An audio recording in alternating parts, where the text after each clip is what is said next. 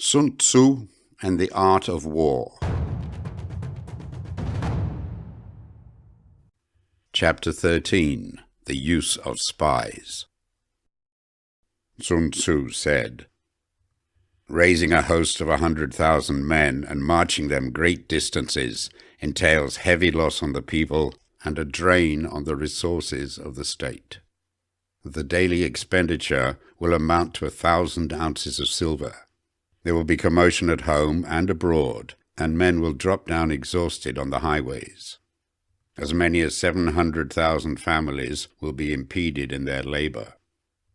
Hostile armies may face each other for years, striving for the victory which is decided in a single day.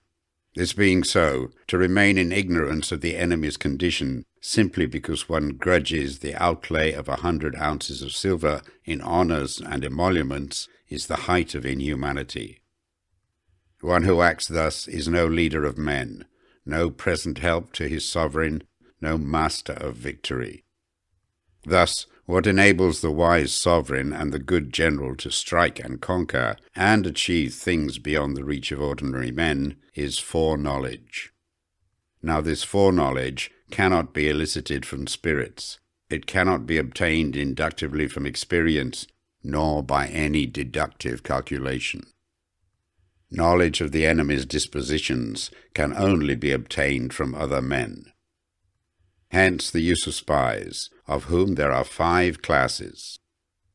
1. Local spies. 2. Inward spies. 3. Converted spies. 4. Doomed spies. 5. Surviving spies. When these 5 kinds of spy are all at work, none can discover the secret system. This is called divine manipulation of the threads. It is the sovereign's most precious faculty. Having local spies means employing the services of the inhabitants of a district. Having inward spies, making use of officials of the enemy. Having converted spies, getting hold of the enemy's spies and using them for our own purposes. Having doomed spies, doing certain things openly for purposes of deception and allowing our spies to know of them and report them to the enemy. Surviving spies, finally, are those who bring back news from the enemy's camp. Hence it is that which none in the whole army are more intimate relations to be maintained than with spies. None should be more liberally rewarded. In no other business should greater secrecy be preserved. Spies cannot be usefully employed without a certain intuitive sagacity. They cannot be properly managed without benevolence and straightforwardness. Without subtle ingenuity of mind, one cannot make certain of the truth of their reports. Be subtle, and use your spies for every kind of business. If a secret piece of news is divulged by a spy before the time is ripe, he must be put to death, together with the man to whom the secret was told. Whether the object be to crush an army, to storm a city, or to assassinate an individual, it is always necessary to begin by finding out the names of the attendants, the aides-de-camp, and doorkeepers, and sentries of the general in command. Our spies must be commissioned to ascertain these.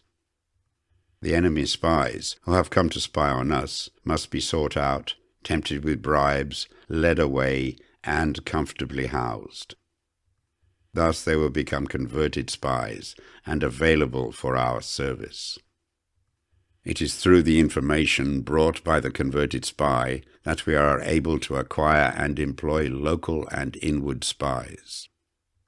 It is owing to his information again that we can cause the doomed spy to carry false tidings to the enemy. Lastly, it is by his information that the surviving spy can be used on appointed occasions.